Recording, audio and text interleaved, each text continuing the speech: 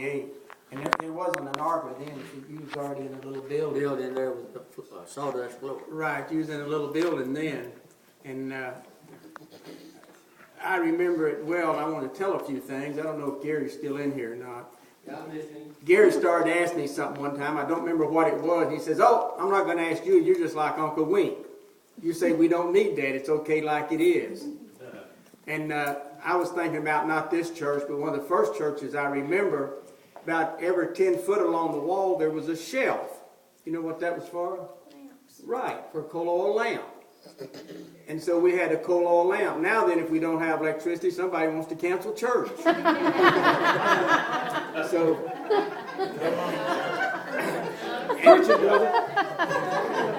and there's been a lot of changes.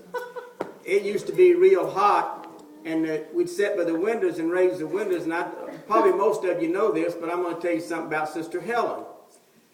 How old was she then? 17, 18 maybe.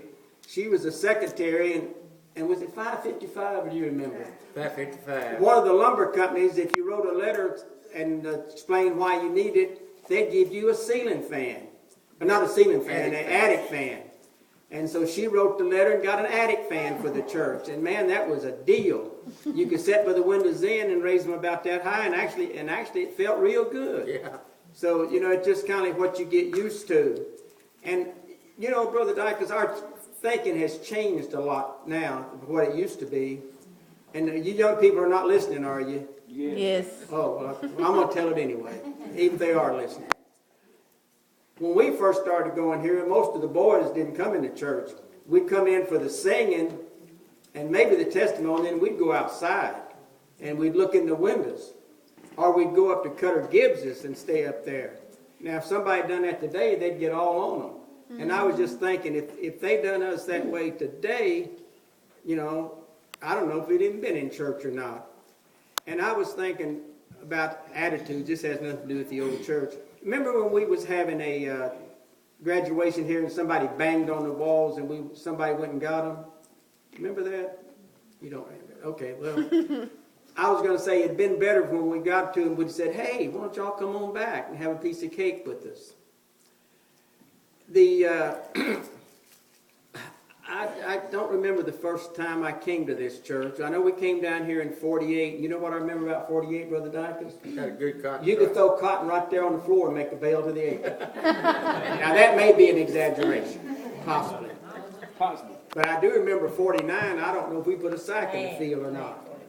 I don't know if we put a sack in the field. Most people didn't get their seed money back. And I think that was probably the beginning of the ending of sharecropping.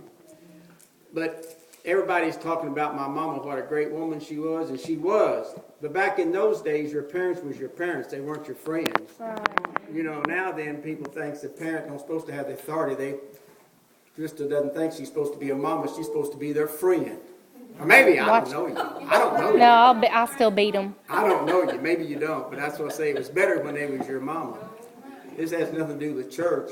But even when I was much younger than you, Mama would always let us take our own food on the plate.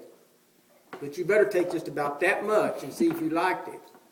Because you ate it. That was just the extent of it. If you absolutely was going to be sick, she'd put it up in the warmer, and you'd have to eat it before you had supper that night. Oh, goodness. Yeah, right. That was sweet Sister Rowan. But even today, but those things carry over, Brother Dykes. You never see me leave anything on my plate. I just don't do it. I don't know what that has to do with church. But, if everyone that came through this church came back, I'd say 1,000. Somebody say 100, I'd say 1,000. Oh, I don't think so. Them and their kids, and the This whole church thing. wouldn't hold them. Yes, this church wouldn't hold them.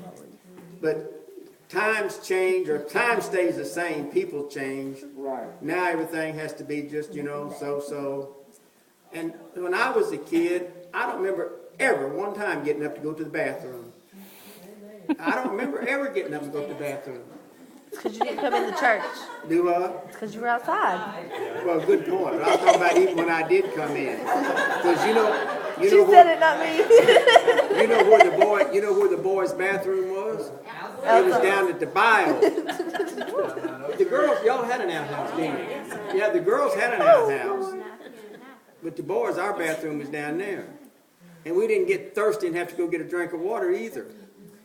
Y'all young people still listening? Or you done give up? I'll tell one more thing. I got this. Gary doesn't have to always be on subject. Talk about how things used to be. I was sitting around the table one time with several of my kids talking about the way things used to be. They just want me to take them to school. And the school was maybe 3/4 of a mile. I said, when I was a kid, I walked 3 miles to school to catch a bus. And they said, oh yeah, we know, uphill both ways, through the snow, no shoes. Barefoot. So you know what I done, Benny?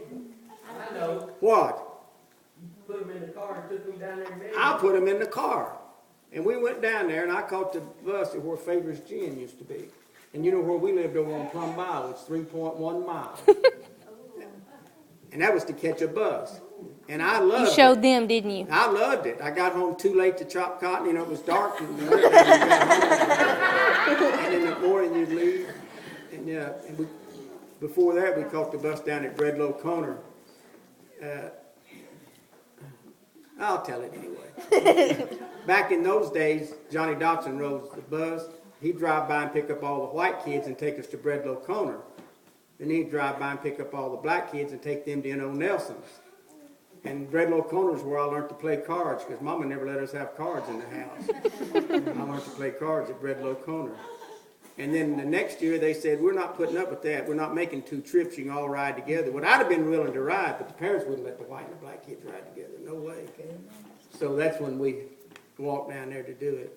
So y'all remember how church is now, and you can later on, you can say, I remember we was in a church and the ceiling was only, 18 foot high? Something like that. Not for long. The ceilings wasn't even steepled, you know. The sound system wasn't as good as what it could stay. I remember all that back there, how hard it was. You can tell those stories. Hey, Uncle Bill.